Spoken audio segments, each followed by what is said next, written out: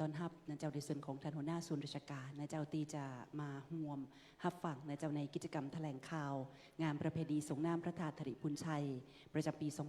2568 นะเจ้าซึ่งในปีนี้นะเจ้าในประเพณี8เป่งก็จะตัดกันนะเจ้าในวันที่5ถึงวันที่11 พฤษภาคมตีจะถึงนะเจ้าส่วนรายละเอียดต่างๆของการจัดงานนะเจ้าทั้งพิธีอัญเชิญน้ำสงฆ์พระราชทานจากพระบาทสมเด็จพระเจ้าอยู่หัวกิจกรรมในแต่ละวันนะเจ้าตั้งแต่วันที่5จนถึงวันที่11โดยเฉพาะในวันที่11นะเจ้าตีจะมี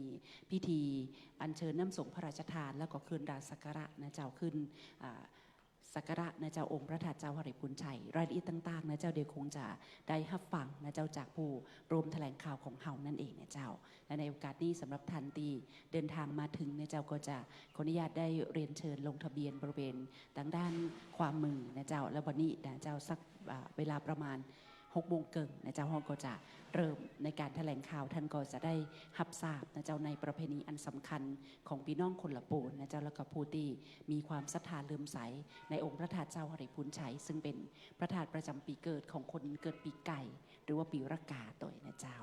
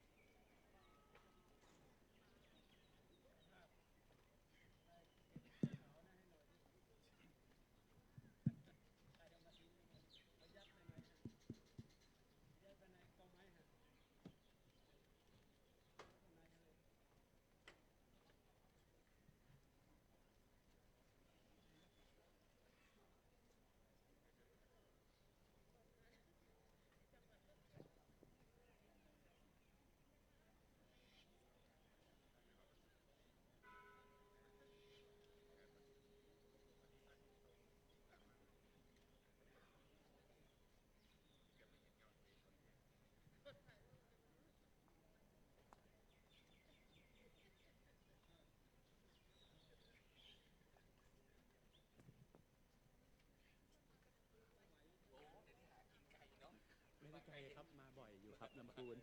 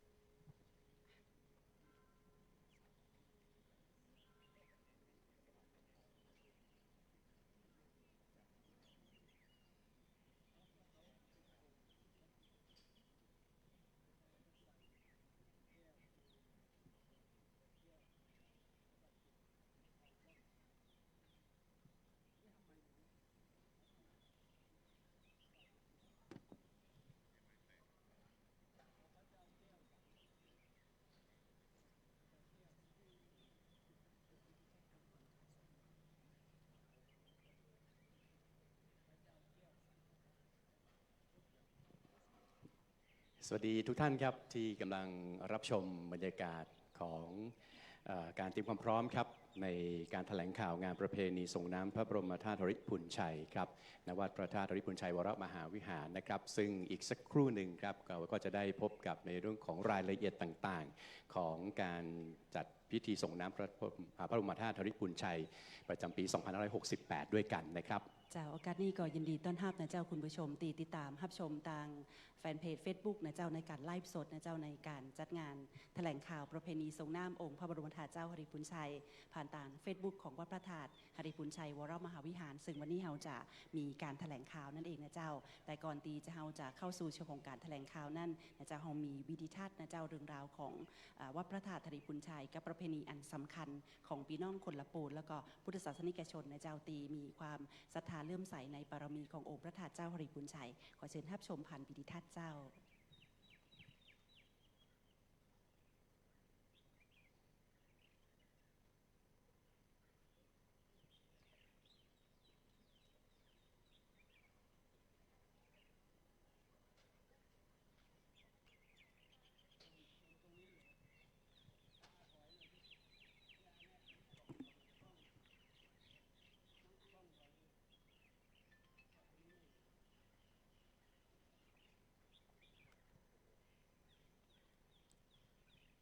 ซึ่งงานประเพณีส่งน้ำพระธาตุธริพุนชัยประจำปี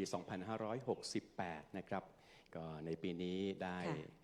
เวียนบรรจบมาอีกครั้งหนึ่งครับซึ่งจะจัดขึ้นในช่วงระหว่างวันที่ 5-11 พฤษภาคม 2568 นะครับเจ้าสำหรับองค์พระธาตุเจ้าหริพุนชัยนะเจ้าก็เป็นหนึ่งใน8จอมเจดีย์ของประเทศไทยที่มีอายุนานกว่า 1,000 ปีนะเจ้าแล้วก็ในส่วนของพระธาตุเจ้าหริพุนชัยนั่นก็เป็นพระธาตุประจำปีเกิดของคนเกิดปีไก่หรือว่าปีรากานะเจ้าในประเพณีแปดเป่งนะเจ้าตั้งแต่โบราณนะเจ้าก็จะมีประเพณีส่งน้ำองค์พระบรมธาตุเจ้าหริพุนชัยแต่พี่น้องคนละปูนนะเจ้าเฮาก็จะบอกว่าเป็นประเพณีแปดเป่งนะเจ้าคนละปูนบอกว่าจะอยู่ที่ไหนก็จะโตยหอยน้ำถาดปีกมาส่งน้ำองค์พระบรมธาตุเจ้าหริพุนชัยนะเจ้าเช่นเดียวกันในส่วนของนักท่องเที่ยวนะเจ้าในความเป็นสิริมงคลกับชีวิตของตัวเก่าและก็ครอบครัวนะเจ้าได้เดินทางมาแอวยังจังหวัดละปูนในช่วงตีมีการจัดงานประเพณีก็จะได้แวะมาส่งน้ำองค์พระบรมธาตุเจ้าหริพุนชัยเจ้าใช่ครับปีนี้ก็ถือว่าเป็นอีกหนึ่งปีที่สำคัญครับซึ่งรายละเอียดเกี่ยวกับเรื่องของพิธีการรวมไปถึงกิจกรรมต่างๆที่จะเกิดขึ้นตลอดทั้ง7วัน7คืนนะครับที่บริเวณพื้นที่ของวัดพระธาตุธริพุนชัยวรมหาวิหารรวมไปถึงบริเวณโดยรอบนะครับก็จะมีรายละเอียดต่างๆที่น่าสนใจรวมไปถึงไฮไลท์ของการจัดงานในปีนี้นะครับซึ่งเดี๋ยวสักครู่หนึ่งเราจะได้ทราบเกี่ยวกับเรื่องของรายละเอียดต่างๆจากผู้ที่จะได้ให้เกียรติครับในการร่วมในเรื่องของการแจ้งในการเตรียมความพร้อมนะครับแล้วก็กิจกรรมไฮไลท์ต่างๆที่จะเกิดขึ้นในปีนี้กันด้วยนะครับเจ้าซึ่งในปีนี้นะเจ้ายังได้รับการสนับสนุนนะเจ้าจากภาคส่วนนะเจ้าอย่างเช่นตั้งจังหวัดละปูนนะเจ้าโดยสำนักงานวัฒนธรรมจังหวัดละปูนตั้งองค์การบริหารส่วนจังหวัดละปูนนะเจ้าและที่สำคัญก็คือศรัทธาประชาชนของพี่น้องคนละปูนตีจะมาห่วมนะเจ้าบอกว่าจะเป็นในส่วนของวันตีอัญเชิญน้ำสงพระราชทานนะเจ้าหรือว่าวันตีมีการจัดครัวตาลในการวันสงหน้าวันที่11นะเจ้านอกเหนือจากนี้ยังมีกิจกรรมแห่งหลายอย่างโดยอย่างเช่นปีนี้นะเจ้าตั้งองค์การบริหารส่วนจังหวัดละปูนเองก็จะจัดกิจกรรมส่งเสริมนะเจ้าในเรื่องของการแข่งขันตีกองหลวงโดยแต่รายละเอียดต่างๆนะเจ้าว่าในแต่ละวันจะมีอย่างกันพองเดี๋ยวจะได้ติดตามรับฟังกันในช่วงของการแถลงข่าวนั่นเองเจ้าใช่แล้วครับเอาเป็นว่าเดี๋ยวในช่วงนี้นะครับเราจะให้ทุกท่านนะครับได้เตรียมความพร้อมนะครับรวมไปถึงการได้พบกับบรรยากาศของการแจ้งในเรื่องของความพร้อมในกิจกรรมต่างๆที่จะเกิดขึ้นนะครับในช่วงนี้เดี๋ยวเราจะได้กลับมาพบกันอีกครั้งหนึ่งนะครับเพื่อที่จะเข้าสู่พิธีแถลงการจัดงานประเพณีส่งน้ำพระธาตุธริพุนชัยประจำปี 2568 นะครับที่จะจัดขึ้นในช่วงระหว่างวันที่ 5-11 พฤษภาคม 2568 ครับเจ้าและช่วงนี้ก็จะขออนุญาตนำทุกท่านนะเจ้าเข้าชมในส่วนของวิธีทัศน์นะเจ้าเกี่ยวเนื่องกับงานประเพณีส่งน้ำองค์พระบรมธาตุเจ้าหริพุนชัยขอเชิญรับชมได้เลยเจ้า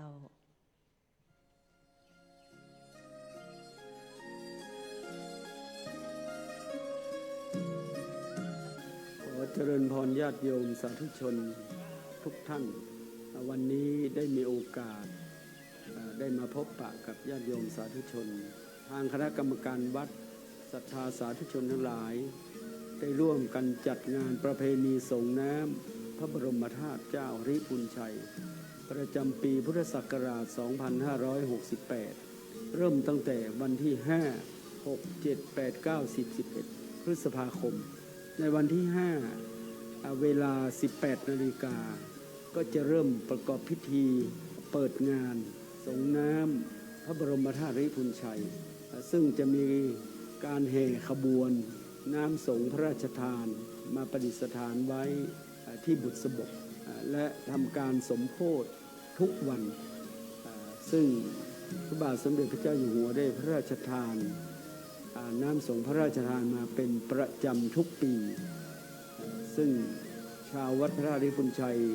ยึดถือว่าเป็นประเพณีที่สำคัญอีกประการหนึ่งก็เปิดโอกาสให้ฆราวาสญาติโยมสาธุชนทั้งหลายได้เข้ามาสักการบูชาส่งน้ำพระบรมธาตุในระยะเวลา7 วันและในวันที่ 11 พฤษภาคมเริ่มตั้งแต่เวลา 9:30 นาทีเป็นต้นไปก็จะเริ่มแห่ขบวนเรียกว่าขบวนครัวทานรวมแล้ว12 ขบวนให้ตกแต่งอย่างวิจิตรการตาแล้วก็เอามาประกวดประขันกันเป็นการรักษาประเพณีส่งเสริมงานวัฒนธรรมและศิลปะวัฒนธรรมของสลาหรือช่างชาวจังหวัดลำพูนและขบวนฟ้อนรำ และเครื่องสักการะต่างๆ ก็จะนำเข้าสู่วัดพระธาตุพุนชัยเริ่มตั้งแต่ 9:30 นาทีเป็นต้นไปตั้งขบวนที่หน้าพิพิธภัณฑ์สถานแห่งชาติหริพุนชัยก็จะผ่านไปทางหน้าสารากลางหลังเก่าไปทางจวนผู้ว่าราชการจังหวัดลำพูนแล้วก็จะเลี้ยวขวาเข้าสู่ถนนรอบเมืองในจนเข้าสู่ประตูวัดพระธาตุพุนชัยและในเวลา 16 นาฬิกาก็จะมีขบวนแห่น้ำสงฆ์พระราชทานซึ่งเป็นขบวนเต็มยศเพื่อเฉลิมพระเกียรติของพระบาทสมเด็จพระเจ้าอยู่หัวเหล่าข้าราชการนำโดยวงดุริยางค์และศรัทธาประชาชนเข้าร่วมแห่น้ำสงฆ์พระราชทานน้ำทิพย์จากดอยขม้อน้ำทิพย์จากอำเภอต่างๆ8อำเภอรวมกันฉะนั้นก็ขอฝากให้ญาติโยมสาธุชนพุทธบริษัททั้งหลายได้รับทราบและได้บอกกล่าวเชิญชวนกันมาร่วมงานประเพณีส่งน้ำพระธาตุพุนชัยในวันที่ 5 ถึง 11 พฤษภาคม พุทธศักราช 2568 ก็ขออนุโมทนาขอเจริญพร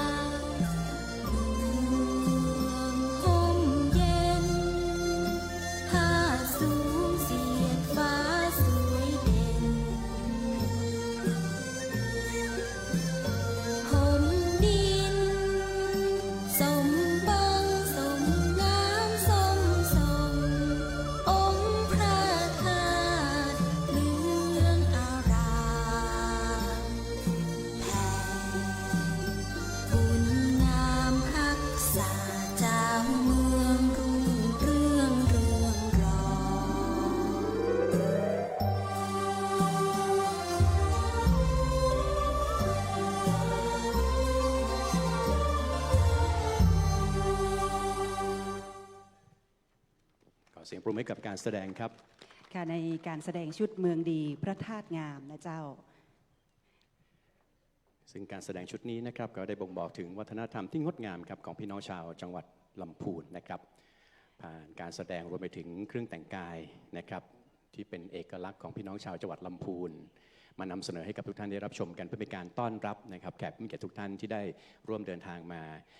รับฟังการแถลงข่าวงานประเพณีส่งน้ำพระธาตุธริพุนชัยประจำปี 2568 ในวันนี้นะครับ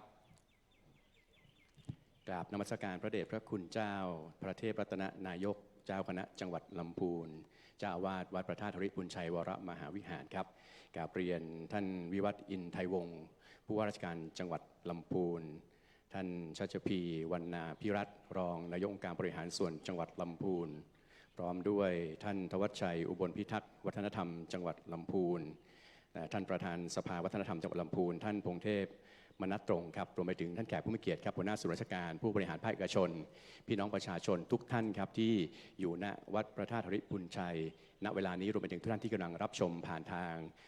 การไลฟ์ผ่านทาง Facebook Fanpage ของวัดพระธาตุธริพุนชัยวรมหาวิหารด้วยนะครับผมนายภูธเนศมิตรวงศาครับ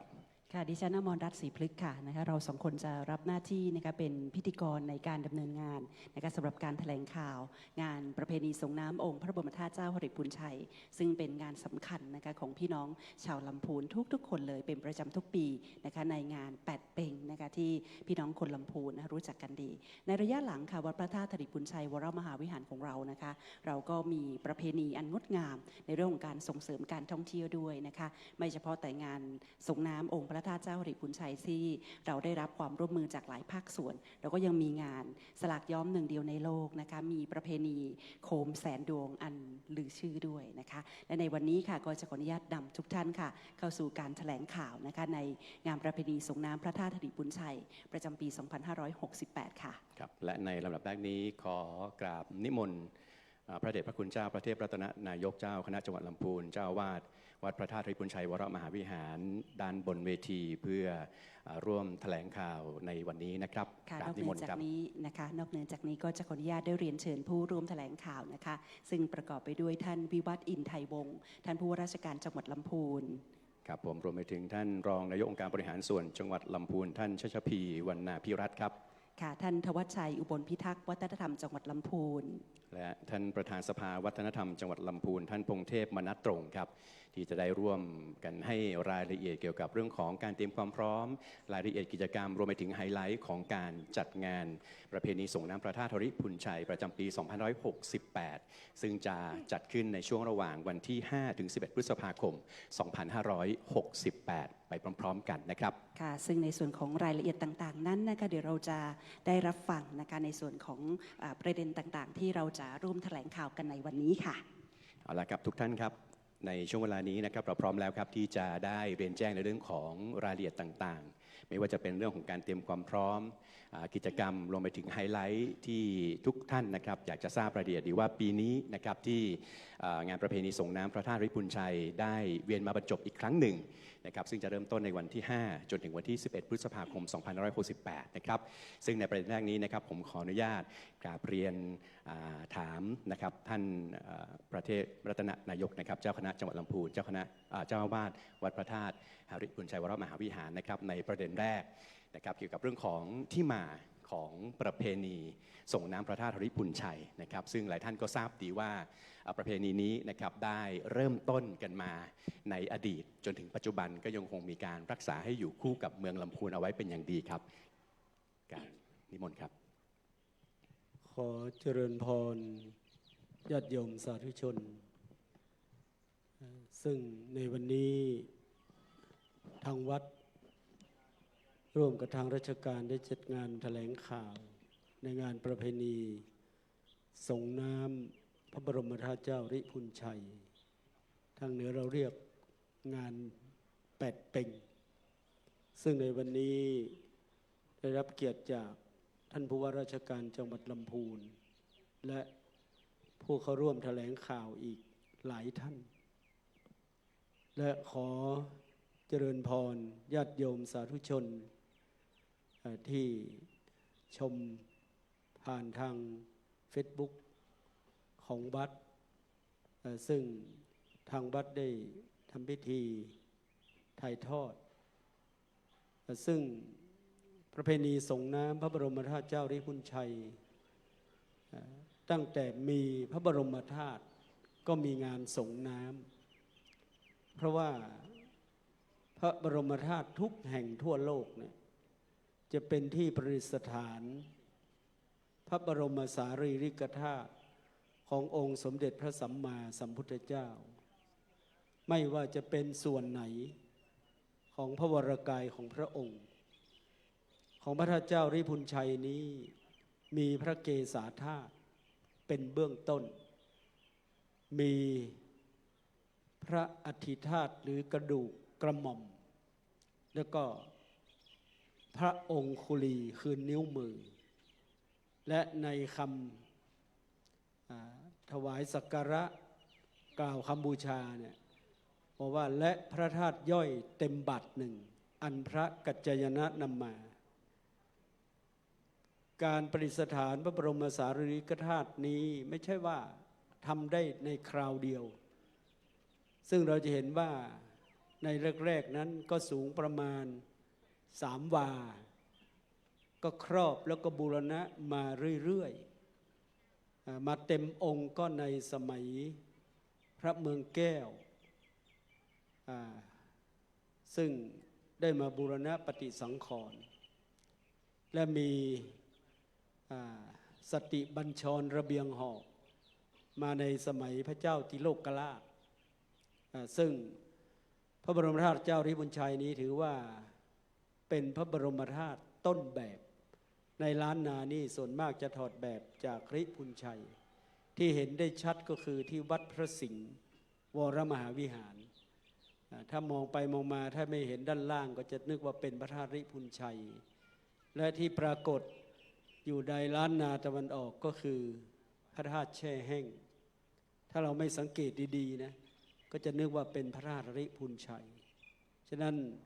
พระบรมธาตุริพุนชัยถือว่าเป็นจอมเจดีย์1 ใน 8องค์สำคัญของประเทศไทยและก็ของโลกด้วยเป็นพระธาตุประจำปีเกิดของผู้ที่เกิดปีรากาและที่สำคัญอยากจะฝากให้ญาติโยมทั้งหลายได้รับทราบว่าพระบาทสมเด็จพระเจ้าอยู่หัวรัชกาลที่10เนี่ยพระเจดีย์ประจำนักกษัตริย์ของพระองค์ก็คือพระเจดีย์วัดพระสิงห์วรมหาวิหารสมเด็จพ่ออยู่เชียงใหม่และองค์ทีปังกรท่านประสูติปีรากาเจดีย์ของลูกอยู่ที่ลำพูนซึ่งเป็นบ้านพี่เมืองน้องกันฉะนั้นก็ถือว่าเป็นความโชคดีของชาวลำพูนที่เราจะได้ถวายอะไรหลายๆอย่างเพื่อราชวงศ์เพื่อความมั่นคงของประเทศชาติพระพุทธศาสนาและสถาบันพระมหากษัตริย์ถ้า3 อย่างนี้เข้มแข็งเราก็อยู่เย็นเป็นสุขถ้า3 อย่างนี้ถดถอยกำลังแรงลงไปพลังไม่มีเราที่เป็นข้าแผ่นดินก็จะมีแต่ความลำบากมีแต่ความอดอยากยากเข็นถูกคนอื่นข่มเหงรังแกฉะนั้นในเมื่อเรามี3 หลักนี้จึงทำให้เรานั้นแคล้วคลาดปลอดภัยและที่ยิ่งใหญ่นั้นก็คือคณะข้าราชการที่ทำการแทนพระองค์นี่แหละประเทศไทยเรานั้นจึงโชคดีและถ้าเราได้เราข้าราชการที่บริสุทธิ์ยุติธรรมบ้านนั้นเมืองนั้นก็จะมีแต่ความสุขสงบร่มเย็นอันประเพณีอาบน้ำดำหัวครูบาอาจารย์ที่เราได้ทำผ่านมาก็เหมือนกับคล้ายๆว่าเราทำกับผู้ที่มีชีวิตแต่ว่าพระบรมธาตุเจ้าริพุนชัยนั้นเหลือแต่อัฐิธาตุของพระองค์เราก็จึงสงสนานปัจจุบันนี้วัดพระธาตุริพุนชัยถือว่าเป็นวัดอันดับ1ของจังหวัดลำพูน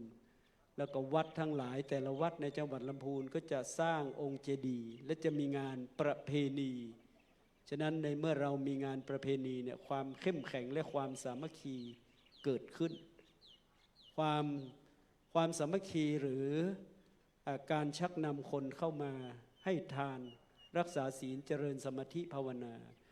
ถ้าณที่ไหนเกิดเหตุเพศภัยคนทั้งหลายเหล่านี้ซึ่ง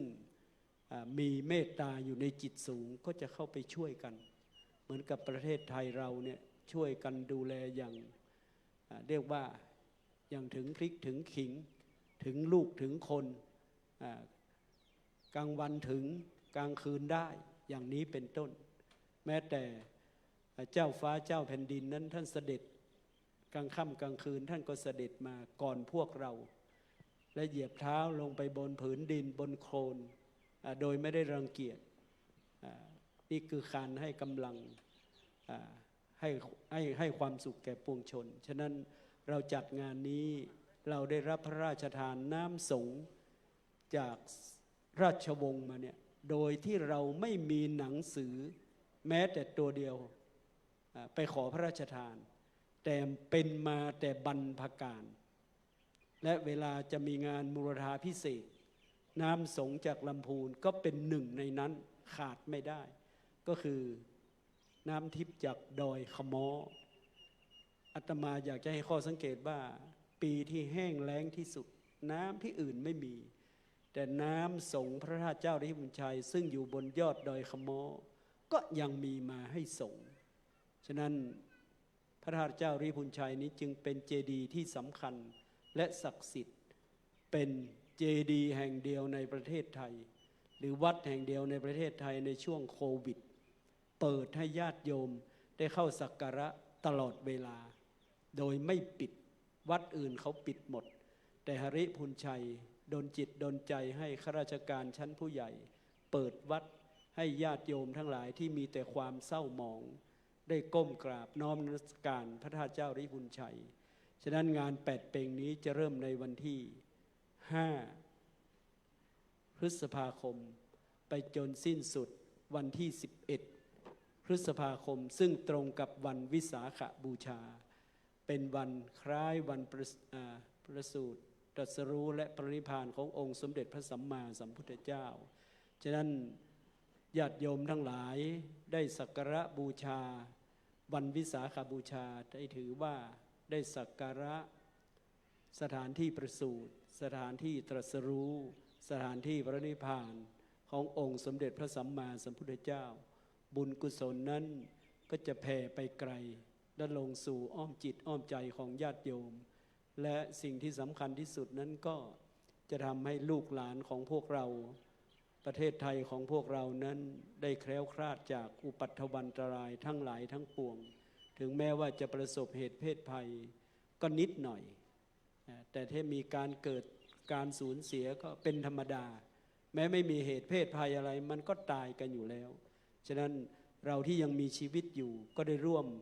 สามัคคีกันบำเพ็ญบุญกุศลสมทานเจริญทานเจริญศีลเจริญสมาธิภาวนาก็จะทำให้โลกของเรานั้นมีแต่ความสุขสงบร่มเย็นดังนั้นอาตมาในนามของเจ้าคณะจังหวัดลำพูนเจ้าวาดวัดพระธาตุริพุนชัยก็ขอขอบคุณและอนุโมทนาต่อทุกท่านที่ได้มีโอกาสเข้าร่วมงานประเพณี8 เพ็งอันสำคัญของจังหวัดลำพูนและถวายแด่องค์สมเด็จพระสัมมาสัมพุทธเจ้าก็ขอเจริญพรกราบขอบพระคุณท่านพระคุณเจ้าพระเทพรัตนนายกเจ้าคณะจังหวัดลำพูนเจ้าอาวาสวัดพระธาตุริพุนชัยวรมหาวิหารนะครับที่ได้พูดถึงที่มาที่ไปนะครับของประเพณีอันสำคัญนั่นก็คือประเพณีส่งน้ำพระบรมธาตุริพุนชัยนะครับรวมไปถึงความสำคัญในเรื่องของที่เราเองนะครับเหล่าพุทธศาสนิกชนไม่ว่าจะเป็นพี่น้องชาวจังหวัดลำพูนเองรวมไปถึงนักท่องเที่ยวที่เดินทางมาจากต่างจังหวัดและผู้ที่เกิดในปีรากานะครับว่าทำไมจะต้องมาร่วมในงานนี้สักครั้งหนึ่งในชีวิตนะครับค่ะในลำดับถัดไปนะคะสำหรับจังหวัดลำพูนนั้นก็เป็นจังหวัดที่มีความเก่าแก่เป็นมายาวนานนะคะกว่า 1,300 ปีแล้วก็คนลำพูนเราก็มีประเพณีวัฒนธรรมอันงดงามและที่สำคัญ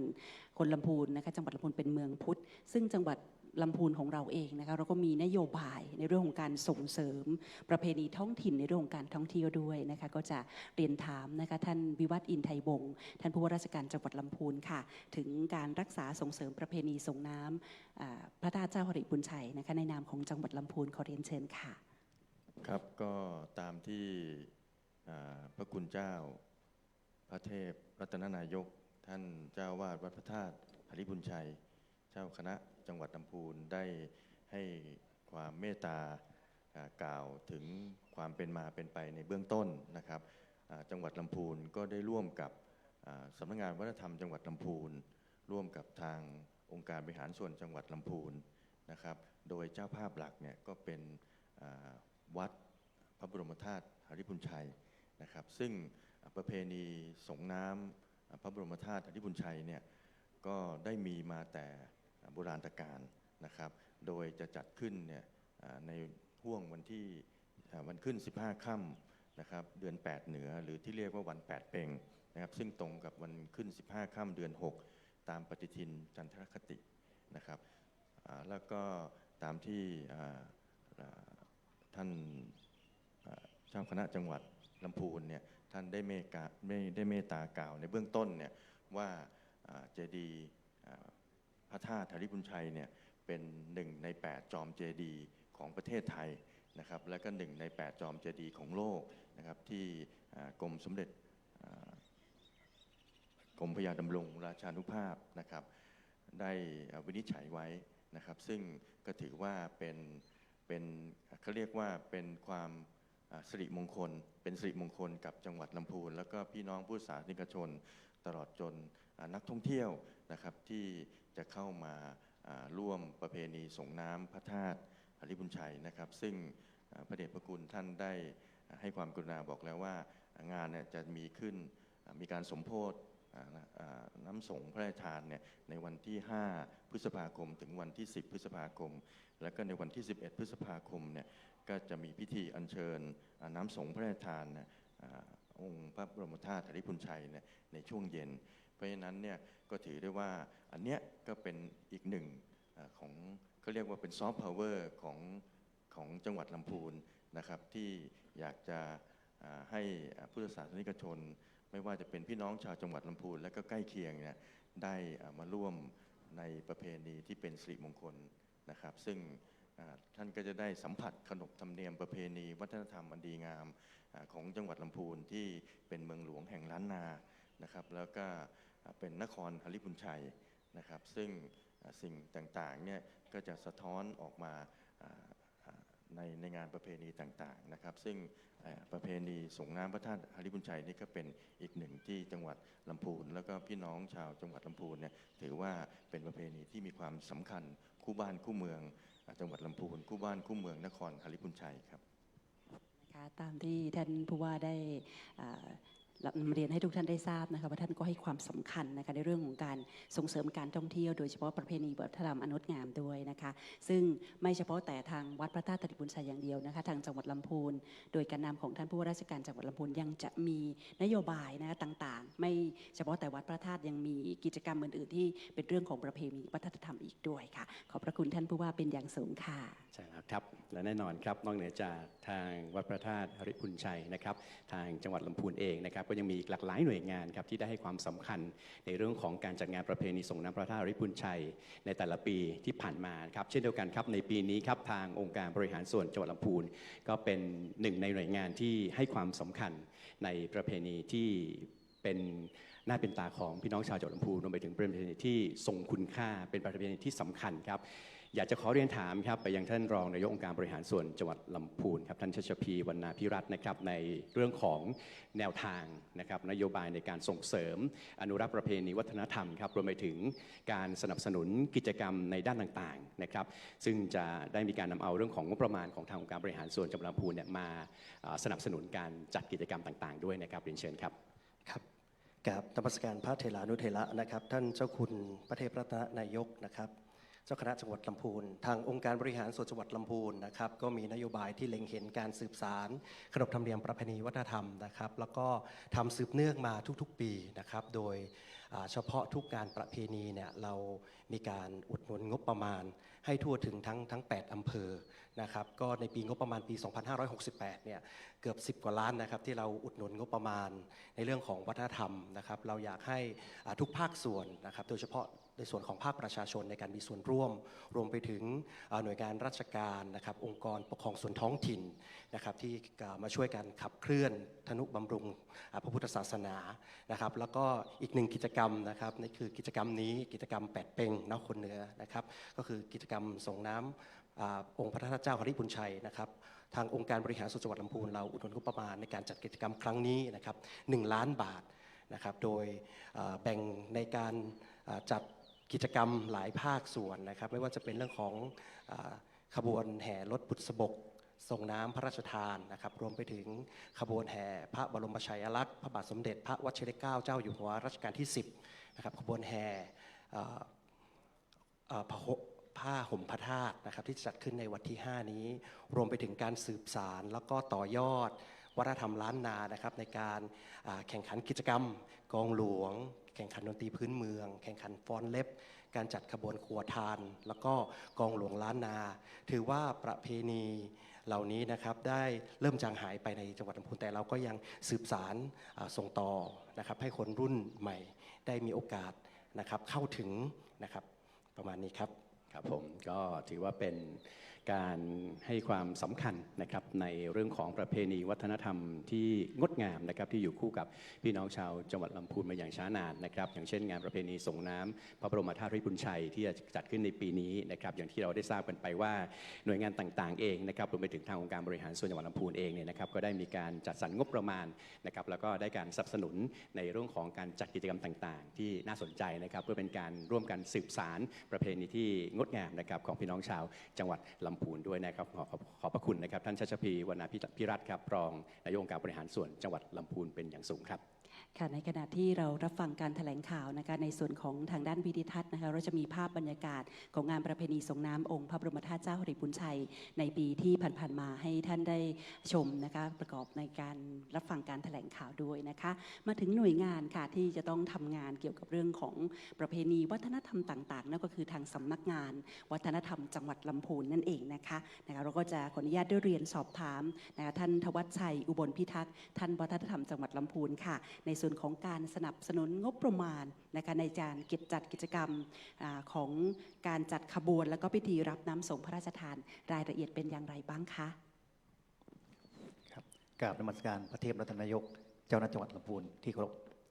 ท่านผู้ว่าราชการจังหวัดลำพูนนะครับท่านรองนายกท่านประธานสภาท่านรองผู้ว่าและหัวหน้าส่วนราชการตลอดพี่น้องสื่อมวลชนทุกท่านที่เคารพครับผมทวัชชัยอุบลพิทักษ์วัฒนธรรมจังหวัดลำพูนก่อนอื่นต้องกราบขอบคุณทางท่านผู้ว่าราชการจังหวัดลำพูนนะครับที่ได้สนับสนุนงบประมาณให้กับทางสำนักงานวัฒนธรรมจังหวัดลำพูนจำนวน 800,000 บาทนะครับซึ่งในส่วนนี้ต้องนำเรียนว่าทางสำนักงานวัฒนธรรมจังหวัดลำพูนเองเราได้ทำงานร่วมกับวัดมาอย่างช้านานนะครับเราได้ผู้รับจ้างที่ทำงานคุกคีกับวัดนะครับทำงานทั้งหมด3ส่วนด้วยกันนะครับส่วนที่1คือเรื่องของการประชาสัมพันธ์นะครับรวมถึงการแถลงข่าววันนี้ครับซึ่งทางวัดกับทางสำนักงานวัฒนธรรมก็จะเป็นแม่งานหลักในเรื่องของกิจกรรมต่างๆกิจกรรมที่2เรื่องของพิธีการทุกๆอย่างไม่ว่าเรื่องของพิธีการทางด้านศาสนาพิธีการอบรมทุกข์ต่างๆกิจกรรมที่3คือเรื่องของการแสดงศิลปวัฒนธรรมในพื้นที่ทุกๆวันตั้งแต่วันที่6 ถึง 11นะครับซึ่งในส่วนนี้ต้องเรียนว่าตอนนี้นะครับผมขอบคุณทางสำนักงานจังหวัดลำพูนนะครับที่ได้ไปอัญเชิญน้ำสงพระทานของพระบาทสมเด็จพระเจ้าอยู่หัวซึ่งตอนนี้น้ำสงพระทานของพระบาทสมเด็จพระเจ้าอยู่หัวอยู่ที่สำนักงานวัฒนธรรมจังหวัดลำพูนเรียบร้อยนะครับซึ่งในวันที่5ครับซึ่งถือว่าจะเป็นพิธีเปิดงานประเพณีส่งน้ำพระบรมธาตุเจ้าหริพุนชัยครับซึ่งในช่วงเวลาตอนเช้าเวลา 9:00 นเนี่ยทางน้องๆกลุ่มพิธีการของสำนักงานวัฒนธรรมจังหวัดลำพูนก็จะอัญเชิญน้ำสงพระราชทานของพระบาทสมเด็จพระเจ้าอยู่หัวตลอดจนเครื่องสักการะพระราชทานของพระบาทสมเด็จพระเจ้าอยู่หัวนะครับอัญเชิญไปตั้งที่ว่าการอำเภอสารพีจังหวัดเชียงใหม่ครับซึ่งถือว่าเป็นบ้านพี่เมืองน้องอยู่ใกล้กันนะครับซึ่งต้องนำเรียนว่าปีนี้ถือว่าโชคดีอย่างครับทางท่านพ่อเมืองของเรานะครับท่านจะเป็นผู้อัญเชิญน้ำสงพระราชทานจากพระบรมฉายาลักษณ์และก็เครื่องสักการะพระราชทานที่หน้าพระบรมฉายาลักษณ์ของพระบาทสมเด็จพระเจ้าอยู่หัวและสมเด็จพระนางเจ้าพระบรมราชินีครับพร้อมหัวหน้าส่วนราชการชั้นผู้ใหญ่ประมาณ5 คนด้วยกันนะครับขึ้นอัญเชิญจากที่ว่าการอำเภอชั้น2นะครับลงมาที่รถบุษบกที่ทางองค์การบริหารส่วนจังหวัด ลำพูนได้ดำเนินไว้นะครับว่าซึ่งปีนี้ต้องขอบคุณทางองค์การบริหารส่วนจังหวัดลำพูนนะครับที่จัดทำรถขบวนบุษบกอย่างยิ่งใหญ่นะครับซึ่งทุกปีก็มีความยิ่งใหญ่อลังการอยู่แล้วปีนี้ทางพ่อเมืองของเราครับท่านก็ให้เกียรติไปนะครับซึ่งในส่วนนี้หลังจากที่อัญเชิญน้ำสงฆ์มาทานจากที่ว่าการอำเภอสารพีมาทางตามถนนสายต้นยางเสร็จผ่านประตูเลี่ยงต่างซึ่งจุดสำคัญจุดที่2คือบริเวณที่พิพิธภัณฑ์ปั๊มน้ำมัน3ทหารนะครับซึ่งในส่วนนี้ทางบุษบกของวัดพระธาตุหริบุญชัยนะซึ่งจะรออยู่ที่บริเวณปั๊ม3ทหารนะครับซึ่งในช่วงนี้ทางท่านพ่อเมืองของเราท่านก็จะทางท่านรองนายกอบจนะครับท่านก็จะเชิญน้ำสงฆ์พระทานส่งมอบให้ท่านผู้ว่านะครับหลังจากนั้นในส่วนของเครื่องสักการะพระทานซึ่งประกอบด้วยผ้าแพรแดงนะครับต้นไม้เงินต้นไม้ทองทูบไม้ละกำแล้วก็เทียนนะครับซึ่งในส่วนนี้ก็จะมีการท่านผู้ใหญ่เดินตามท่านผู้ว่าหลังจากนั้นทางท่านผู้ว่าเองก็จะอัญเชิญน้ำสงฆ์พระทานนะครับขึ้นไปยังรถบุษบกของวัดนะครับซึ่งในช่วงนี้เป็นพิธีการที่สำคัญหลังจากนั้นทางหัวหน้าส่วนราชการต่างๆพร้อมพี่น้องประชาชนต่างๆที่เขาร่วมขบวนที่ตั้งอยู่บริเวณปั๊มสามงานก็จะขึ้นขบวนน้ำสงฆ์พระทานครับมายังบริเวณวัดแห่งนี้นะครับซึ่งหลังจากนั้นเข้าสู่พิธีการต่างๆก็จะเป็นเรื่องของการอัญเชิญเครื่องสักการะต่างๆพระทานของพระเจ้าอยู่หัวนะครับซึ่งจะมอบให้ส่งว่ามอบให้เชิญไปที่ศาลาบาทเพื่อตั้งตรงหน้าพระบรมฉายาลักษณ์ครับซึ่งหลังจากนั้นก็จะเป็นพิธีเจริญพุทธมนต์แล้วก็พิธีเปิดงานส่งน้ำพระบรมธาตุเจ้าหริบุญชัยครับนี่คือวันแรกครับถือว่าเป็นวันที่สำคัญอย่างยิ่งใหญ่อีกวันหนึ่งครับหลังจากนั้นในช่วงเวลาต่อมาคือระหว่างวันที่6 ถึง 10นะครับต้องนำเรียนว่าของจังหวัดลำพูนเราเองวัดพระธาตุหริบุญชัยเนี่ยจะมีพิธีอบเจริญพระพุทธมนต์อบรมสมโภชน้ำสงฆ์พระทานแล้วก็เครื่องสักการะพระทานซึ่งทุกๆวันก็จะมีทางหัวหน้าส่วนต่างๆมาเป็นประธานทุกๆวันครับเริ่มตั้งแต่เวลา 18:00 น.นะครับซึ่งในช่วงนี้อย่างเช่นวันแรกวันที่6นะครับก็จะเป็นทางหน่วยงานของกระทรวงยุติธรรมโดยการนำของท่านผู้พิพากษาหัวหน้าศาลจังหวัดลำพูนนะครับหลังจากนั้นวันหนึ่งคือวันที่สำคัญคือวันที่11นะครับซึ่งถือว่าเป็นวันที่ยิ่งใหญ่นะหลังจากนั้นก็จะมีเรื่องของพิธีการซึ่งในส่วนนี้ทางจังหวัดลำพูนเองก็มีพิธีทำบุญตักบาตรในช่วงเช้าคือเวลา 7:00 น.นะครับมีการตักบาตรพระสงฆ์99 รูปหลังจากนั้นในช่วงบ่ายก็จะเป็นเรื่องของพิธีแห่กรวดตาลแห่น้ำสงฆ์จากอำเภอต่างๆนะครับหลังจากนั้นช่วงเย็นก็ถือว่าเป็นพิธีการสำคัญคือพิธีส่งน้ำพระบรมธาตุเจ้าหริบุญชัยซึ่งในช่วงกำหนดการละเอียดต่างๆก็จะฝากทางท่านประธานสภาวัฒนธรรมให้ไปพูดแจงละเอียดนะครับทางสำนักงานวัฒนธรรมจังหวัดลำพูนเองก็ต้องกราบขอบคุณทุกภาคส่วนที่มีส่วนเกี่ยวข้องในการดำเนินงานครั้งนี้ครับขอบคุณมากครับค่ะขอกราบขอบพระคุณนะคะท่านทวัชชัยอุบลพิทักษ์นะคะท่านวัฒนธรรมจังหวัดลำพูนซึ่งท่านก็คุ้นเคยนะคะกับงานประเพณีอันงดงามของจังหวัดลำพูนทุกๆเทศกาลทุกๆประเพณีเลยเพราะว่าท่านอยู่ที่ลำพูนมาก่อนนะคะแล้วก็เป็นความโชคดีของคนลำพูนด้วยนะคะที่ได้กลับมาช่วยงานสำคัญในครั้งนี้ด้วยค่ะขอบพระคุณค่ะครับผมเอาละครับสักครู่นี้ท่านวัฒนธรรมจังหวัดลำพูนก็ได้มีการพูดถึงไฮไลท์สำคัญนะครับไม่ว่าจะเป็นพิธีรับน้ำส่งพระราชทานนะครับรวมไปถึงกิจกรรมต่างๆซึ่งเป็นไฮไลท์หลักๆของการจัดประเพณีส่งน้ำพระธาตุหริบุญชัยในปีนี้นะครับในช่วงเวลานี้ก็คงอยากจะให้ทาง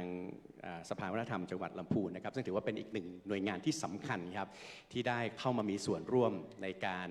วางในเรื่องของกิจกรรมต่างๆที่จะเกิดขึ้นตลอดทั้ง7 วัน 7 คืนนะครับนอกเหนือจากที่ท่านวัฒนธรรมได้เรียนกล่าวไปเมื่อสักครู่นี้นะครับอยากจะให้ท่านพงเทพมณตรงนะครับประธานสภาวัฒนธรรมจังหวัดลำพูนนะครับได้แจกแจงรายละเอียดเรื่องของกิจกรรมแล้วก็ไฮไลท์ต่างๆเพิ่มเติมรวมไปถึงสิ่งที่พี่น้องประชาชนชาวจังหวัดลำพูนจะได้รับในงานประเพณีนี้ด้วยครับเรียนเชิญครับครับขอบคุณครับครับขอกราบนมัสการพระเดชพระคุณท่านเจ้าคุณพระเทพรัตนานายกเจ้าคณะจังหวัดลำพูนเจ้าวาดวัดพระธาตุหริบุญชัยวรมหาวิหารที่เคารพอย่างสูงกับเรียนท่านผู้ราชการจังหวัดลำพูนนะครับท่านวัฒนธรรมจังหวัดลำพูนท่านรองนายกองค์การบริหารส่วนจังหวัดลำพูนท่านหัวหน้าส่วนราชการข้าราชการท่านผู้มีเกียรติทุกท่านนะครับที่ร่วมฟังการแถลงข่าวทั้งผู้ชมทางบ้านทุกท่านนะครับสำหรับงานประเพณีส่งน้ำพระบรมธาตุหริบุญชัยประจำปี 2568 ก็จัดขึ้น7 วัน 7 คืนนะครับตามประเพณีที่ได้ถือปฏิบัติมาแต่โบราณนะครับว่าทำไมต้องเป็น7 วันนะครับตามตำนานของพระธาตุหริบุญชัยนะครับได้เสด็จอุบัติขึ้นในสมัยพญาอาทิตยราชเจ้าผู้ครองนครกษัตริย์ผู้ครองนครหริบุญชัยองค์ที่ 32ในจามเทวีวงศ์คือต่อจากพระนางจามเทวีเป็นองค์ที่ 32เนี่ย องค์พระบรมธาตุริพุนชัยได้อุบัติขึ้นในบริเวณเขตพระราชฐานพระราชวังของพระองค์นะครับแต่ก่อนที่พระธาตุจะเสด็จอุบัติขึ้นให้กษัตริย์และประชาชนทั่วไปได้เห็นเนี่ยพญาธิเจริญราชได้นำศรัทธาประชาชนในนครริพุนชัยเนี่ยบูชาด้วยดอกไม้เครื่องของหอม7 วัน 7 คืนและวันที่7เนี่ยองค์พระธาตุริพุนชัยได้เสด็จจากพื้นดินนะครับลอยขึ้นสู่อากาศสูงขึ้นมา3 ศอกเปล่งฉัพพรรณรังสีให้ทุกคนได้เห็นอันนี้เองจึงถือเป็นประเพณีที่ได้ถือปฏิบัติในการประเพณีส่งน้ำพระธาตุจึงมี7 วัน 7 คืนนะครับตามตำนานที่ได้เล่าขานไว้นะครับนี่ผมอยากจะขอเรียนถึงรายละเอียดนะครับให้กับทุกท่านได้รับทราบนะครับว่าใน7 วันนี้จะมีอะไรอย่างไรนะครับแต่ว่าโดยประเพณีของชาวล้านนาเราเนี่ยก่อนจะมีงานใหญ่อย่างนี้เนี่ยนะครับก็อยากจะให้งานเป็นไปด้วยความสงบเรียบร้อยไม่มีพญามารมารบกวนนะให้เป็นไปด้วยปราศจากอุปสรรคปัญหาต่างๆเราก็จะมีการอาราธนาพระอุปคุตตามคตินิยมของชาวล้านนาในเย็นวันที่4 พฤษภาคมเวลา 17 นาฬิกานะครับเราจะอาราธนาพระอุปคุตจากแม่น้ำกวงด้านหน้า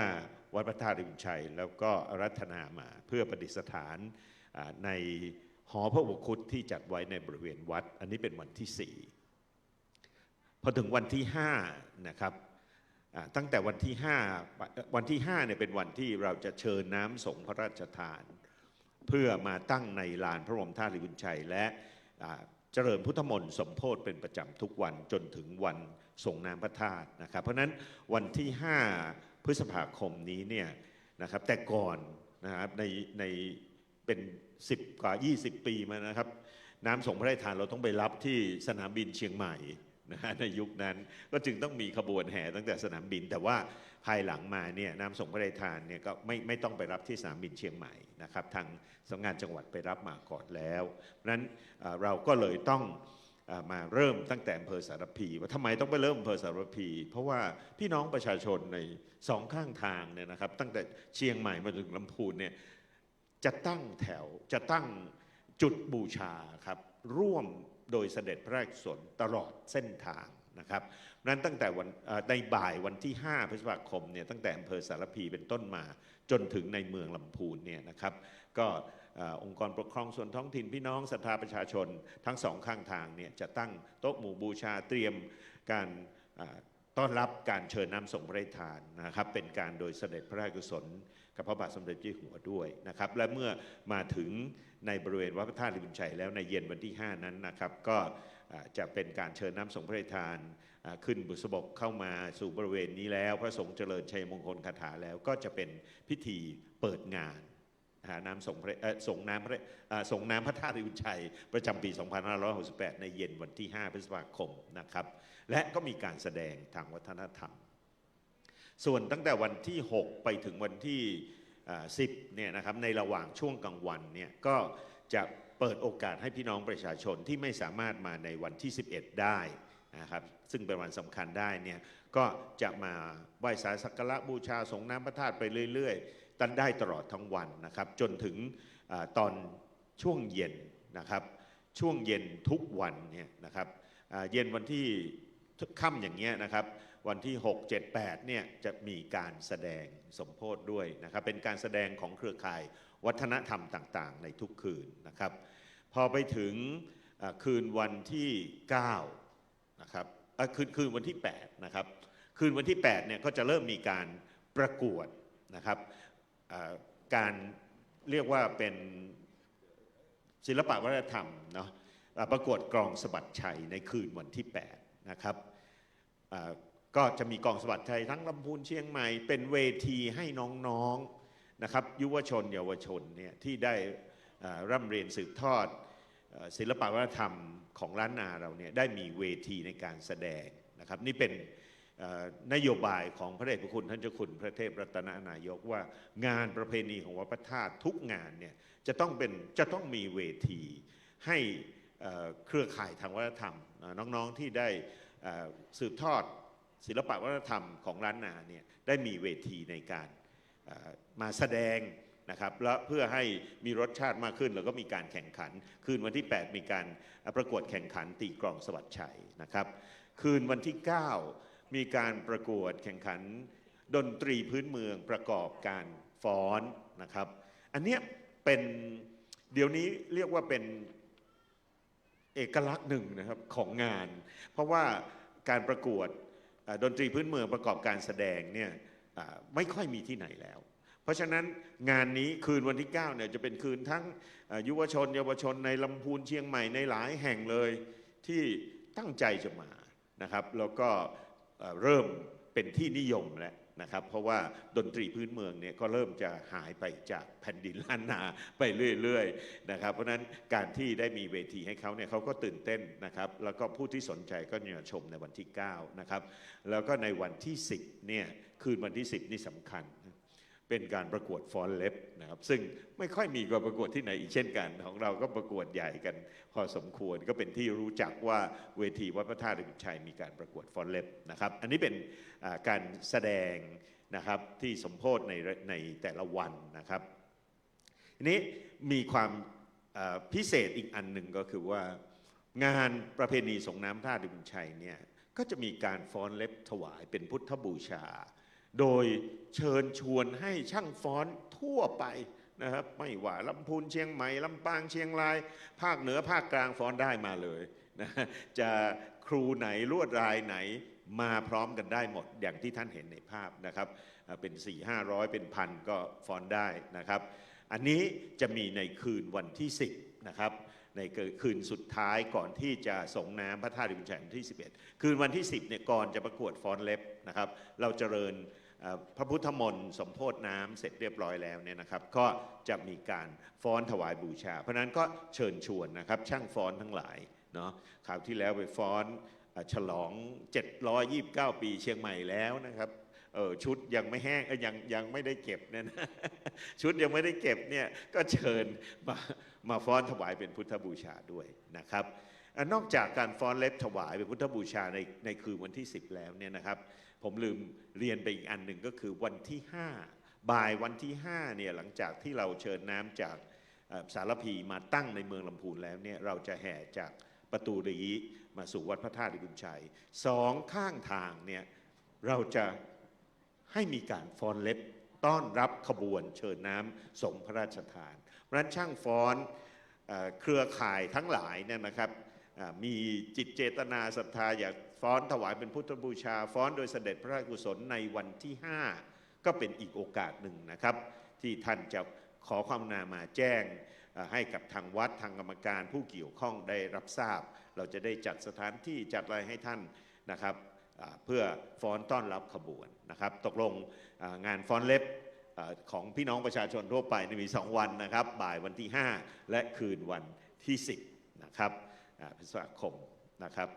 อันนี้ก็เป็นในส่วนของการเฉลิมฉลองส่วนในพิธีทางศาสนาเมื่อกี้ท่านวัฒนธรรมจังหวัดก็ได้เรียนไปแล้วนะครับตั้งแต่เย็นวันที่17 นาฬิกาวันที่6พฤษภาไปจนถึงวันที่10พฤษภาคมเนี่ยนะครับจะมีการเจริญพุทธมนต์สมโภชน้ำส่งพระราชทานทุกเย็นตั้งแต่17 นาฬิกาเป็นต้นไปท่านใดอยากจะร่วมพิธีนี้ก็เชิญได้นะครับส่วนวันที่11พฤษภาคม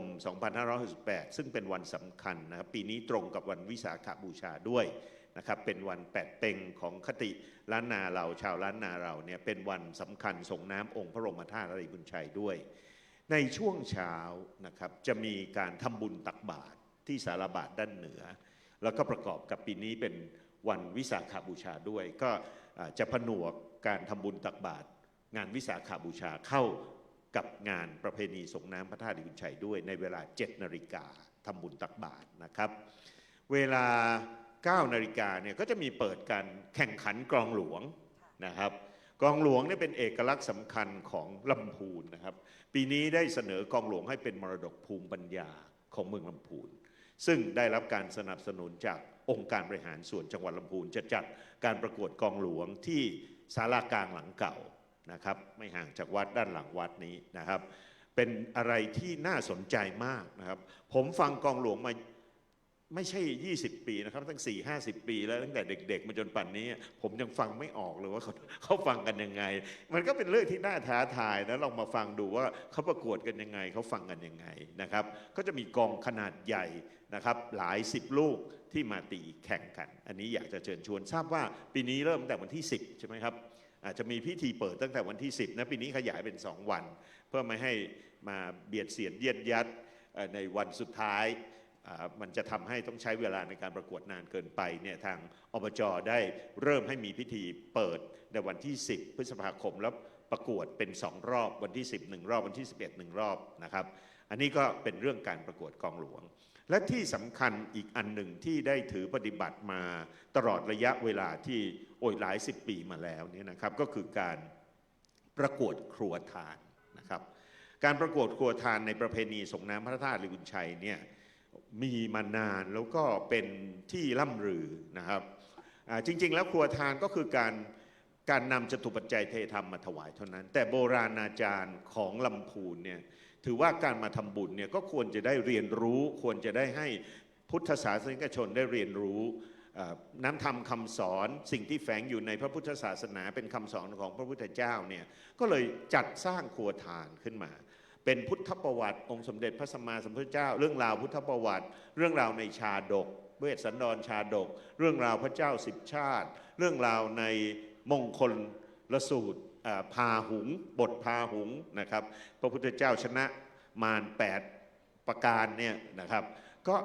แล้วแต่ปีนี้เนี่ยเราให้ปกติเนี่ยหัววัดนะครับคณะสงฆ์จะเป็นผู้จัดครัวทานเหล่านี้มาถวายเป็นพุทธบูชาปีนี้เราเปิดฟรีสไตล์ให้คณะสงฆ์ทั้ง8อำเภอเนี่ยนะครับว่าแล้วแต่ท่านจะเลือกเราไม่มีธีมหรือหัวข้อ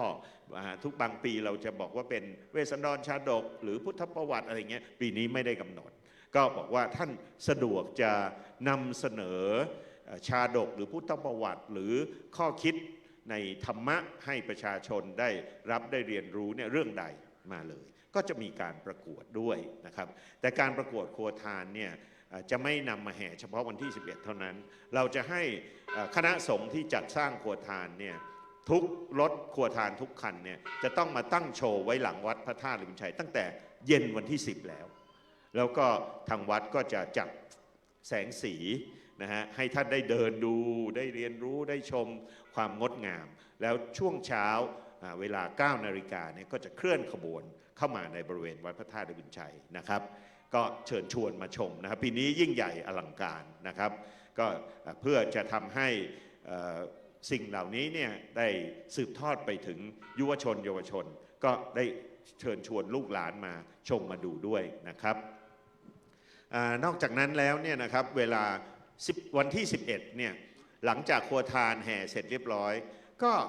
จะมีการถวายภัตตาหารเพลแด่พระสงฆ์ในพระวิหารทั้ง4ทิศนะครับพระวิหารวัดพระธาตุลิบุญชัยจะมี4ทิศรอบองค์พระธาตุอันนี้จะเป็นสถานที่ทำบุญทั้ง4ทิศเลยมีการถวายเพลพระนะครับท่านใดมีจิตเจตนาศรัทธาจำร่วมถวายเพลพระก็มาได้พระสงฆ์ที่มาในขบวนครัวทานท่านก็จะเข้าขึ้นมาฉันในวิหารต่างๆเหล่านี้นะครับพอถึงในช่วงบ่ายนะครับเวลา 14 นาฬิกาเนี่ยก็จะเริ่มเข้าสู่พิธีส่งน้ำองค์พระบรมธาตุนะครับโดยจะเริ่มขบวนเชิญน้ำส่งพระราชทานอีกครั้งหนึ่งนะครับพร้อมทั้งน้ำทิพย์จากอำเภอต่างๆในอดีตนั้นเนี่ยเราจะเชิญเฉพาะน้ำทิพย์จากดอยขมอเนื่องจากน้ำทิพย์จากดอยขมอเนี่ยเป็นน้ำทิพย์ดั้งเดิมที่ตั้งแต่เจ้าผู้ครองนครตั้งแต่พระบาทสมเด็จพระเจ้าอยู่หัวยังไม่ได้พระราชทานน้ำสงฆ์พระราชทานมาเนี่ยนะครับเจ้าผู้ครองนครลำพูนเนี่ยก็จะไปเชิญน้ำทิพย์จากดอยขมอมาส่งพระธาตุเราก็ถือปฏิบัติอย่างนี้มาเรื่อยๆเมื่อให้ไป 4-5 ปีให้หลังมานี้นะครับแต่ละอำเภอก็บอกว่าทุกอำเภอมีน้ำทิพย์หมดนะก็อยากจะมีส่วนร่วมเพราะนั้นทางองค์การบริหารส่วนจังหวัดลำพูนก็ได้ให้การสนับสนุนให้แต่ละอำเภอเนี่ยได้ตักน้ำทิพย์ที่เป็นน้ำสำคัญของแต่ละอำเภอมาร่วมในขบวนด้วยเพราะฉะนั้นเวลา 14 นาฬิกาหรือบ่าย 2 โมงเนี่ยก็จะมีการเชิญน้ำสงฆ์พระราชทานและน้ำทิพย์จาก 8 อำเภอเข้ามาสู่บริเวณนี้แล้วก็เริ่มประกอบพิธีเชิญน้ำสงฆ์พระราชทานขึ้นสงฆ์องค์พระบรมธาตุนะครับโดย ท่านผู้ว่าราชการจังหวัดลำพูนจะเป็นผู้เชิญน้ำสงฆ์ในคนโททองคำน้ำหนัก100 บาทโดยประมาณนะครับแล้วก็ท่านหัวหน้าศาลจังหวัดลำพูนจะเชิญผ้าแพรแดงเป็นผ้าห่มพระธาตุที่ได้ส่งพระราชทานมานะครับขึ้นไปแล้วก็จะชักขึ้นสงองค์พระบรมธาตุด้วยหม้อบุรณคตะทองคำนะครับเพื่อถวายเป็นพุทธบูชานะครับหลังจากพิธีเชิญน้ำส่งพระราชทานขึ้นเรียบร้อยแล้วเนี่ยก็จะเป็นโอกาสเปิดโอกาสให้พี่น้องประชาชนได้ส่งน้ำองค์พระบรมธาตุริพุนชัยนะครับโดยตามประเพณีเดิมของลำพูนเราก็คือมีหม้อบุรณคตะนะครับให้พี่น้องประชาชนนำน้ำใส่แล้วก็ช่วยกันชักขึ้นไปส่งก็ตั้งแต่บ่าย2 โมงเนี่ยยันถึงทุ่มหนึ่งนะครับ19 นาฬิกาจึงจะหยุดการชักส่งเพราะนั้นท่านใดมีโอกาสเวลาอยากจะส่งองค์พระบรมธาตุก็เชิญมาได้ในเย็นวันที่11นะครับตั้งแต่ 14 นาฬิกาเป็นต้นไปวันที่11 พฤษภาคมประกอบกับวันที่11 พฤษภาคมเนี่ยเป็นวันวิสาขบูชานะครับเวลา 19 นาฬิกาจะมีพิธีเวียนเทียน18 นาฬิกาเทศบาลเมืองลำพูนครับประธานโทษเทศบาลเมืองลำพูนนะครับจะจัดขบวนแห่โคมวิสาขะเข้ามาถวายเป็นพุทธบูชา 19 นาฬิกาจะเริ่มเวียนเทียนรอบองค์พระบรมธาตุนะครับและหลังจากนั้นเนี่ยทั้ง4วิหารรอบองค์พระธาตุเนี่ยจะมีการเจริญพุทธมนต์นะครับแสดงพระธรรมเทศนาพุทธาภิเษกนะครับทุกแห่งทุกวิหารนะครับเพื่อเป็นการอาราธนาคุณของพระพุทธเจ้าให้มาสถิตประดิษฐานอยู่ในองค์พระธาตุแล้วมีการสวดเบิกยาวไปจนถึง 4-5 ทุ่มนะครับทั้ง4วิหารนะครับอันนี้เป็นงานที่จัดขึ้นเป็นประจำทุกปีและปีนี้ก็จะมีตามที่ผมได้กราบเรียนไปค่อนข้างละเอียดเยอะมากมายแต่ว่าเป็นโอกาสนะครับที่ท่านจะได้มีโอกาสมาทำบุญให้ทานนะครับมาไหว้สักการะพระธาตุริพุนชัยอันเป็นพระธาตุศักดิ์สิทธิ์นะครับ1 ใน 8 จอมเจดีย์ของประเทศไทยเป็นพระบรมธาตุเจ้าที่เก่าแก่ที่สุดในล้านนาจึงขอเรียนเชิญทุกท่านได้มาร่วมงานในครั้งนี้ครับครับผมต้องขอบพระคุณครับท่านพงเทพมณตรงครับประธานสภาวัฒนธรรมจังหวัดลำพูนที่ได้ให้รายละเอียดเกี่ยวกับเรื่องของกิจกรรมต่างๆนะครับไม่ว่าจะเป็นพิธีอัญเชิญน้ำส่งพระราชทานอย่างสมพระเกียรตินะครับแล้วก็ยังมีประเพณีต่างๆสิ่งที่สำคัญที่สุดนั่นก็คือในเรื่องของการเปิดโอกาสให้กับบุคคลต่างๆหน่วยงานต่างๆนะครับไม่ว่าจะเป็นพี่น้องประชาชนในชุมชนต่างๆเนี่ยนะครับได้มีโอกาสเข้ามาร่วมสืบสานประเพณีวัฒนธรรมที่งดงามนะครับของพี่น้องชาวจังหวัดลำพูนอย่างต่อเนื่องอีก1 ปีด้วยนะครับซึ่งทั้งหมดนี้คือรายละเอียดภาพกว้างนะครับภาพรวมของกิจกรรมในงานประเพณีส่งน้ำพระบรมธาตุริพุนชัยนะครับประจำปี 2568 ที่จะเกิดขึ้นในช่วงระหว่างวันที่ 5 ถึง 11 พฤษภาคมนะครับซึ่งเดี๋ยวสักครู่หนึ่งก็จะเปิดโอกาสให้กับท่านสื่อมวลชนได้ซักถามนะครับในประเด็นอื่นๆที่เหลือด้วยนะครับแต่ก่อนที่จะถึงช่วงนั้นนะครับขออนุญาตนะครับกราบนิมนต์นะครับองค์หลวงพ่ออีกสักครั้งหนึ่งนะครับได้เชิญชวนพุทธศาสนิกชนไม่ว่าจะเป็นพี่น้องชาวจังหวัดลำพูนเองนะครับรวมไปถึงพี่น้องประชาชนจากต่างจังหวัดนะครับได้มีโอกาสเข้ามาร่วมเป็นส่วนหนึ่งในงานประเพณีที่สำคัญของจังหวัดลำพูนที่จะเกิดขึ้นนี้เดี๋ยวกราบนิมนต์ครับสำหรับญาติโยมสาธุชนที่เกิดปีรากาก็ดี หรือจะเป็นกัลยาณมิตรรักชอบพอกับคนที่เกิดปีรากาก็ชักชวนกันมาสงสนานพระบรมธาตุเจ้าริพุนชัยซึ่งถือว่าพระองค์ท่านนั้นเป็นร่มโพร่มไทรเป็นที่พักจิตพักใจของพวกเราเหล่าพุทธศาสนิกชนเพราะว่าบิดามารดาเรานั้นก็ล้มหายตายจากไปแต่นักปราชญ์ราชบัณฑิตท่านไม่อยากจะให้ลูกไทยหลานไทยว้าเหวก็จึงสร้างพระธาตุเจดีย์แทนองค์สมเด็จพระบรมศาสดาสัมมาสัมพุทธเจ้าให้เป็นที่พึ่งทางจิตใจของพุทธศาสนิกชนโดยทั่วไปและเราท่านทั้งหลายนั้นก็จึงยึดพระธาตุประจำปีเกิดนี่แหละปกป้องคุ้มครองให้กำลังใจแก่เรา ยามมีทุกข์ก็มาไหว้พระธาตุยามมีสุขก็มาไหว้พระธาตุฉะนั้นจะสุขหรือทุกข์เราก็มาไหว้น้อมนมัสการพระธาตุเจ้าทุกพระบรมธาตุทั่วโลกทั่วไทยและโดยเฉพาะจังหวัดลำพูนนั้นมีประเพณีส่งน้ำมาตั้งแต่บรรพกาลฉะนั้นก็ถือว่าประเพณีเป็นประเพณีที่ศักดิ์สิทธิ์ที่คนลำพูนนั้นได้ร่วมใจกันจัดงานขึ้นเพื่อให้เป็นแบบอย่างแก่พระเจดีย์โดยทั่วไปและเรายังมีขบวนศิลปะวัฒนธรรมและเราจะไม่ทอดทิ้งเยาวชนเพราะว่าเยาวชนนั้นเป็นผู้สืบทอดที่จะปกป้องคุ้มครองบ้านเมืองรักษาพุทธศาสนารักษาประเทศชาติและสถาบันพระมหากษัตริย์รักษาครอบครัวให้คนเรานั้นอยู่กันอย่างมีความสุขฉะนั้นเราในฐานะที่เป็นผู้หลักผู้ใหญ่ในบ้านในเมืองก็จึงถ่ายทอดองค์ความรู้ทุกอย่างที่เรามีอยู่ฝากให้แก่ลูกหลานได้รักษาสืบทอดตลอดไปก็ขอเจริญพรกราบขอบพระคุณท่านเจ้าคุณพระเทพรัตนนายกครับเป็นอย่างสูงนะครับค่ะในโอกาสนี้นะคะก็จะเข้าในส่วนของการแถลงข่าวนะคะเราจะเข้าสู่ช่วงของให้สื่อมวลชนนะคะได้ซักถามนะคะสำหรับงานประเพณีส่งน้ำองค์พระบรมธาตุเจ้าหริปุ่นชัยนะคะท่านสื่อมวลชนที่มาร่วมงานในวันนี้ก็หลายแขนงมีท่านไหนอยากจะซักถามในประเด็นเพิ่มเติมเชิญค่ะเรียนเชิญยกมือได้เลยนะครับ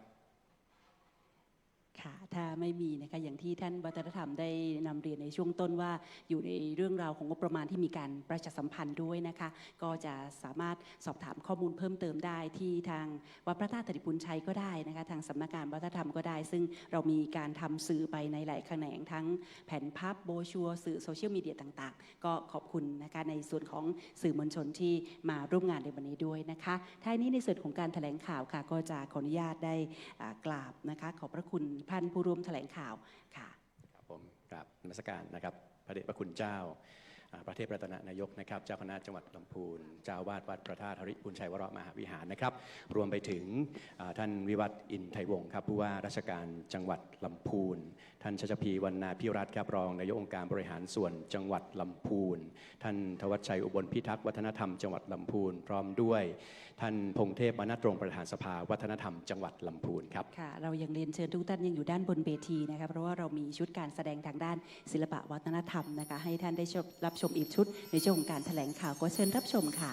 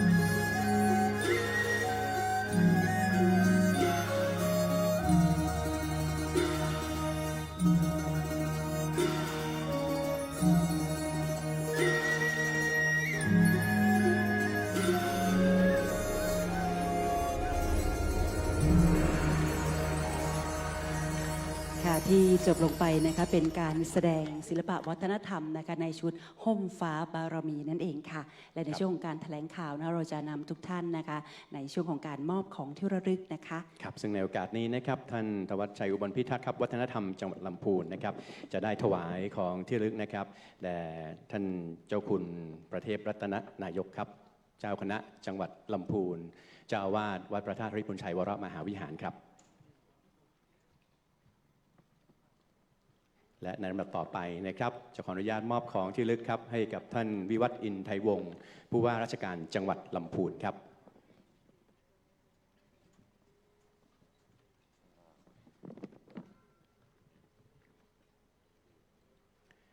และในลำดับต่อไปนะครับขออนุญาตครับมอบของที่ระลึกครับให้กับท่านรองนายกองค์การบริหารส่วนจังหวัดลำพูนท่านชัชพีวรรณาภิรัตน์ครับ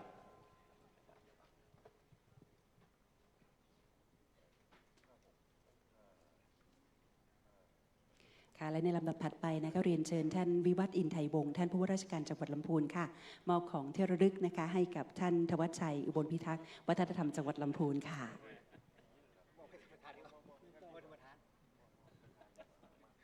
งั้นก็เป็นท่านประธานสภาวัฒนธรรมจังหวัดลำพูนท่านพงเทพบรรณจงจะขออนุญาตเป็นผู้รับมอบนะครับเป็นผู้รับมอบนะ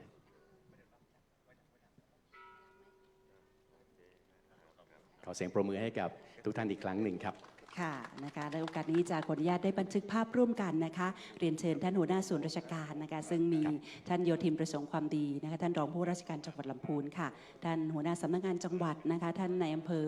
ท่านหัวหน้าส่วนราชการก็มาอีกหลายท่านนะเรียนเชิญได้บันทึกภาพร่วมกันค่ะเรียนเชิญค่ะครับเรียนเชิญด้านบนเวทีเลยนะครับเดี๋ยวให้ทางทีมงานได้มีการจัดเตรียมสถานที่ด้านบนเวทีสักนิดหนึ่งนะครับได้ ท่านนี่ถือว่าอยากจะถ่ายกับนักแสดงวันนี้สวยงามครับนะฮะท่านเจ้าคุณบอกว่าเป็นการแสดงฟ้อนหฤพุนชัยที่งดงามนะครับก็เป็นการแสดงที่บ่งบอกถึงอัตลักษณ์นะครับของพี่น้องชาวจังหวัดลำพูนครับที่เราได้มีโอกาสนำเสนอนะครับให้กับทุกท่านได้รับชมนะครับในช่วงของพิธีแถลงความพร้อมกิจกรรมและก็ไฮไลท์ต่างๆของการจัดงานพิธีส่งน้ำพระบรมธาตุธริพุนชัย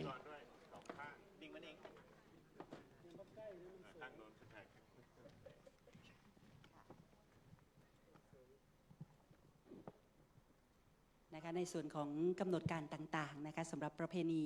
ส่งน้ำองค์พระบรมธาตุเจ้าหฤพุนชัยนะเจ้าท่านก็สามารถที่จะติดตามรายละเอียดต่างๆได้นะเจ้าต่างแฟนเพจ Facebook ของวัดพระธาตุธริพุนชัยวรมหาวิหารนะเจ้ายังตีได้นำเรียนไปในส่วนของการแถลงข่าวตั้งแต่วันที่5นะเจ้าจนถึงวันที่11พฤษภาคมนี้ต่อเจ้าวันนี้ต้องกราบขอบพระคุณนะคะในส่วนของท่านสื่อมวลชนนะคะหลายๆแขนงที่มาช่วยเผยแพร่นะคะในการจัดงานนะคะของทางวัดพระธาตุธริพุนชัย วรมหาวิหารนะคะแล้วก็จังหวัดลำพูนด้วยค่ะ ครับรวมไปถึงคุณผู้ชมที่รับชมผ่านทาง Facebook Live นะครับของทางวัดพระธาตุหริพุนชัยวรมหาวิหารในขณะนี้กันด้วยนะครับย้ำอีกครั้งหนึ่งนะครับในวันที่ 5 ถึง 11 พฤษภาคม 2568 นะครับจะเป็นอีกหนึ่งความงดงามครับในงานประเพณีส่งน้ำพระธาตุหริพุนชัยประจำปี 2568 ของทางจังหวัดลำพูนเองนะครับซึ่งเราได้เห็นแล้วนะครับว่าวันนี้เนี่ยมีหลายๆหน่วยงานที่ได้ความสำคัญนะครับในการร่วมกันส่งเสริม แล้วก็สนับสนุนกิจกรรมต่างๆ ที่จะเกิดขึ้นตลอดทั้ง 7 วัน 7 คืนกันด้วยนะครับต้องขอบพระคุณทุกภาคส่วนอีกครั้งหนึ่งนะครับขอบพระคุณมากเลยครับขอบคุณครับเอาละครับทุกท่านครับขออนุญาตนะครับส่งท้ายในบรรยากาศของพิธีแถลงความพร้อมกิจกรรมต่างๆนะครับที่เกิดขึ้นในงานประเพณีส่งน้ำพระธาตุหริพุนชัยประจำปี 2568 ในช่วงระหว่างวันที่ 5 ถึง 11 พฤษภาคม 2568 นะครับเรียนเชิญทุกท่านมาร่วมเป็นส่วนหนึ่งในการอนุรักษ์สืบสานประเพณีวัฒนธรรมที่งดงามนะครับของพี่น้องชาวจังหวัดลำพูนนะครับวันนี้ผมนายภูธเนศมิตรวงศาและพิธีกรร่วมของผมอีกหนึ่งท่านนะครับต้องขออนุญาตส่งท้ายบรรยากาศของการแถลงข่าวแต่เพียงเท่านี้ครับพบกันใหม่โอกาสหน้าสวัสดีครับ สวัสดีเจ้า